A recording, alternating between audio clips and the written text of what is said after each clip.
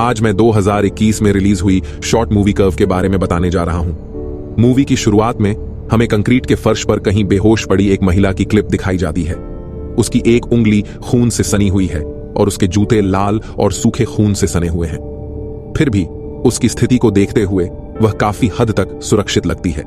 साथ ही हमें किनारे पर टकराने वाली ऊंची लहरों की क्लिप दिखाई जाती है। टक्कर से एक भयानक गर्जना जैसी आवाज आती है जो उस जगह तक गूंजती है जहां महिला है।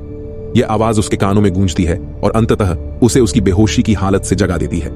पहली नजर में उसे कंक्रीट के अलावा कुछ नहीं दिखता। उलझन में वह पहली बार हिलती है और खुद को सबसे भयानक स्थिति में पाती है जिसमें वह संभवतः हो सकती थी।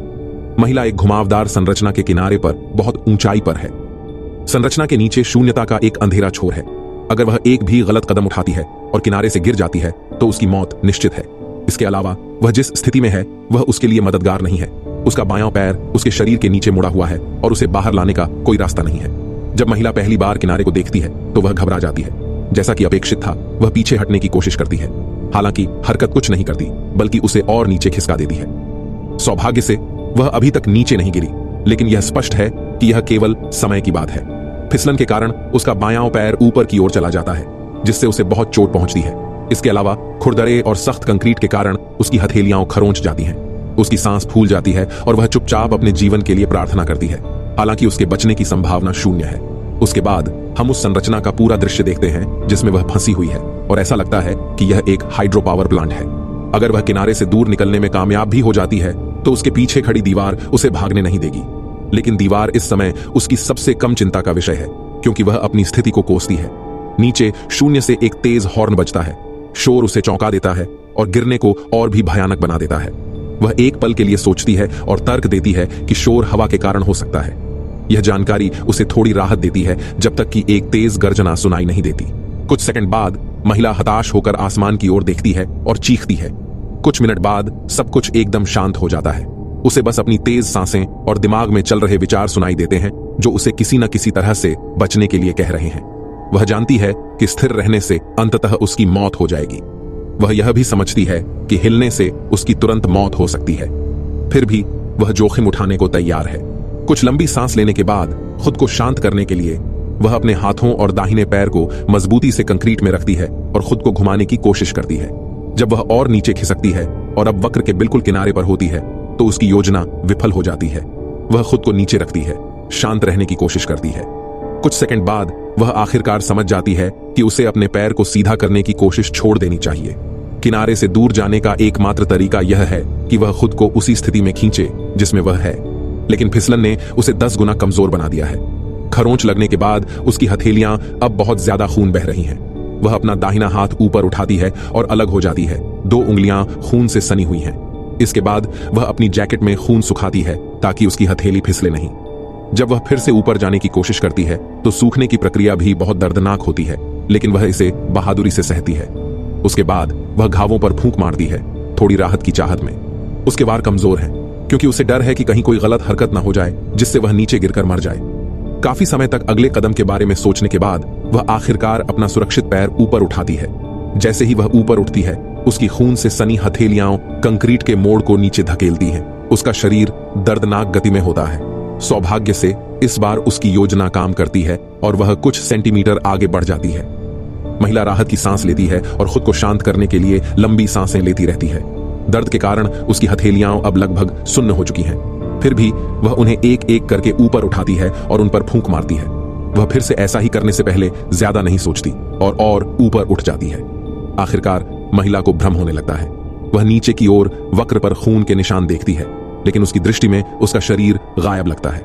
वह अपनी हथेली और पीठ पर खून के निशान को देखती है और तेज सांस लेने लगती है। वह अब किनारे से सबसे दूर है और उसके पीछे एक सीधी दीवार है। यह स्पष्ट है कि वह किसी भी हालत में ऊपर नहीं चढ़ सकती, लेकिन घबराहट के क्षण में वह अपने अगले कदम को तर्कसंगत नहीं बनाती और फिर से चढ़ने की कोशिश करती है। उसे जल्द ही अपनी जल्दबाजी के परिणामों का सामना करना पड़ता है। जब वह थोड़ा नीचे खिसकती है तो घबराहट उसे और भी गंभीर रूप से भ्रमित कर देती है। वह नीचे देखती है और खून के राजकुमार को लंबा होते हुए देखती है। वह फिर से खुद को संभालने की कोशिश करती है, लेकिन जब उसे तेज आवाज सुनाई देती है तो वह रुक जाती है। राजकुमार की ओर वापस देखने पर वह देखती है कि उनमें से 2 और जुड़ गए हैं। अब उसके पास केवल 2 ही विकल्प हैं, या तो अपरिहार्य मृत्यु का इंतजार करना या फिर कोई कदम उठाना और जल्दी से जल्दी मौत के मुंह में गिर जाना। उसके दिमाग में कुछ ऐसा है जो उसे बताता है कि अगर वह वही करती रही जो वह कर रही थी तो वह निश्चित रूप से बच जाएगी। गलत प्रेरणा यह साबित करती है कि उसका दिमाग परिस्थिति की गंभीरता को समझने में विफल हो रहा है। आखिरकार जिस परिस्थिति में वह है उसमें उससे स्पष्ट रूप से सोचने की उम्मीद नहीं की जाती। एकमात्र समस्या यह है कि जीवित रहने की उसकी इच्छा उसे उसकी अपेक्षा से पहले ही उसके विनाश की ओर ले जा सकती है, जब उसकी जगह पर हर कोई अब तक हार मान चुका होगा। वह बहादुरी से अपनी हथेली ऊपर उठाती है और उस पर फूंक मारती है, खुद को एक बार फिर ऊपर धकेलने के लिए तैयार हो जाती है। एक सेकंड में ही वह कुछ सेंटीमीटर नीचे खिसक जाती है। महिला अपनी प्रगति को खोने की स्थिति में नहीं है। बहुत प्रेरणा के साथ उसकी घबराहट उसके भ्रम के साथ साथ बढ़ने लगती है। वह तीसरी बार राजकुमार की ओर देखती है, केवल यह देखने के लिए कि वे बहुत बड़े हो गए हैं। अचानक पृष्ठभूमि में एक चीख गूंजती है। महिला शोर की तुलना अपनी मृत्यु से करती है, जो उसे किनारे के नीचे अंधेरे से बुला रही है। अब तक उसकी हथेलियां नष्ट हो चुकी हैं और उसके पास खरोंचने के लिए मुश्किल से कोई त्वचा बची है। आकाश उसकी पीड़ा पर दहाड़ता है और उसका मजाक उड़ाता है, लेकिन महिला को इसकी परवाह नहीं है। जल्द ही भारी बारिश शुरू हो जाती है, जिससे उसकी समस्याएं और बढ़ जाती हैं। उसे यकीन नहीं है कि क्या संभावनाएं उसके खिलाफ काम कर रही हैं या उसकी मदद कर रही हैं। बारिश उसे जल्दी मारकर उसका दर्द खत्म कर सकती है, या यह उसके बचने की उम्मीद को नष्ट करके उसे और अधिक चोट पहुंचा सकती है।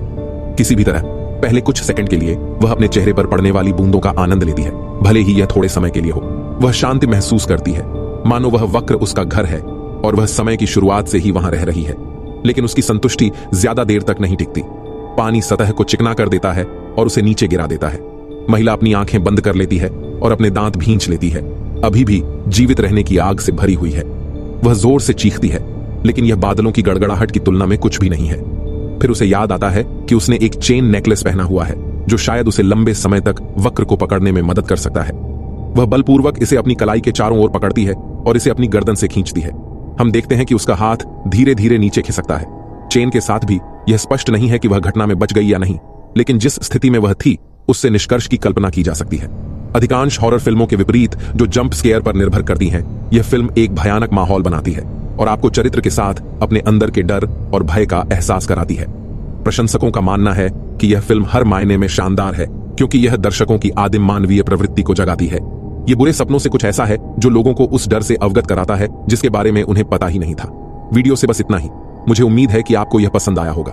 इस तरह की और सामग्री के लिए सदस्यता लें और हमारी मदद करने के लिए लाइक बटन दबाएं। साथ ही अगर आप चाहते हैं कि हम आपकी पसंदीदा फिल्म का रिकैप करें तो एक टिप्पणी भी छोड़ें। अगली बार तक अपना ख्याल रखें।